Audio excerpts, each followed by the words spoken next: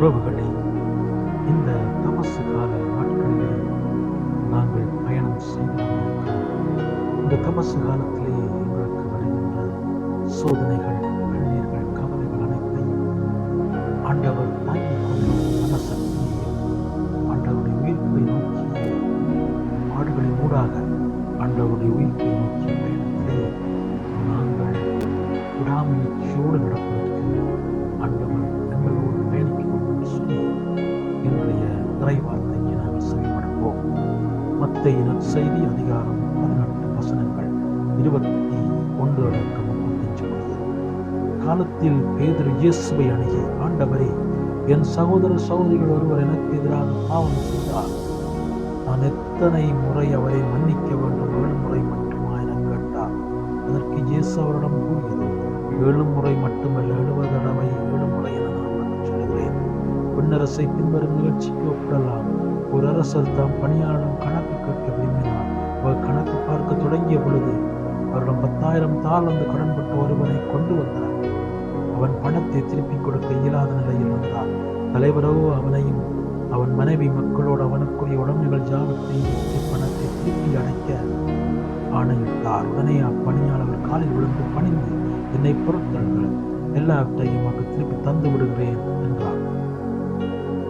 அப்பணியாளின் தலைவர் பரிவு கொண்டு அவனை விடுவித்து அவனது கடன் முழுவதையும் தள்ளுபடி செய்தார். ஆனால் அப்பணியாளர் வெளியே சென்றது தன்னிடம் 600 தெனாரியம் கடன் பட்டிருந்த உடன்பணியாளர் ஒருவரை கண்டு, நீ பட்ட கடனை திருப்பித்தா என கூறி அவரை பிடித்து கழுத்தை நெரித்தார். உடனே அவனுடைய உடன்பணியாளர் காலில் விழுந்து, என்னை பொருட்கள் நான் திருப்பி கொடுத்து விடுவேன் என்று அவனை கெஞ்சி கேட்டார். ஆனால் அவன் அதற்கு இசையாது கடனை திருப்பி அடைக்கும் வரை அவரை சிறையில் அடைத்தார். அவருடைய உடன்பணியாளர்கள் நடந்ததை கண்டபோது மிகவும் பயந்து தலைவரிடம் போய் இழந்தவற்றை எல்லாம் விளக்கி கூறினார். அப்போது தலைவர் அவனை வரவழைத்து, இல்லாதவனை, நீ என்னை வண்டிக் கொண்டதால் அந்த கடன் முழுவதையும் உனக்கு தள்ளுபடி செய்தேன்.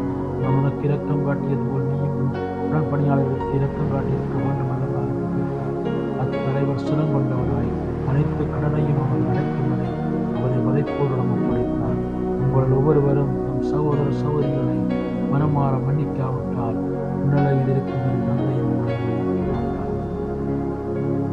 இது வாழ்வு தரும் கிறிஸ்துவின் இந்த வார்த்தையினூடாக ஆண்டவர் பரிந்துரை செய்தார். இறை மன்னிப்பு பிறர் மன்னிப்பில் ஏற்புடைமை ஆகிறது. பிச்சைக்காரர்கள் என்போர் புண்ணியம் விற்கும் விற்பனையாளர்கள் என்று ஒரு மேற்கோள் உண்டு. நாம் இரக்கம் கொள்வதற்கு ஒரு வாய்ப்பை கொடுத்து நம் புனித செயல்களில் உள்ளே கூட்டிக் கொள்வதற்கு வாய்ப்பு தருபவர்கள் அவர்கள். இந்த விதத்தில் இன்றைய நற்செய்தியில் தாம் நல்லவனாக மாறிவிடும் வாய்ப்பை பறிகொடுத்திருக்கிறார். கடவுளால் மன்னிக்கப்பட்ட பொல்லாதவன் தான் மன்னிக்க தயங்கிய கடனை விட தனக்கு கொடுக்கப்பட்ட மன்னிப்பு பெரிதென்று உணர்ந்து அந்த மன்னிப்பை தன் அயலானுக்கு வழங்க தவறியது இங்கே கடவுளால் பாவமாக இடைபெறப்படுகிறது. இறைவன் நமக்கு காட்டும் இரக்கம் அவர் நமக்கு வழங்கும் கொடை. இறைவனிடம் மன்னிப்பு அனுபவம் பெற்று மகிழும் நாம் அதை பிறருக்கு கொடுக்காதிருப்பது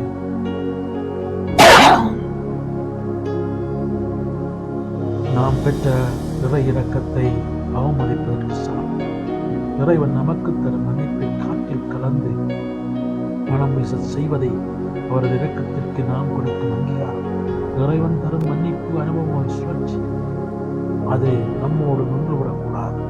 இலவசமாகவே பெற்றுக்கொண்டு இறை இரக்கத்தை மடைமாற்றம் செய்து பிறரை மகிழ்விப்பது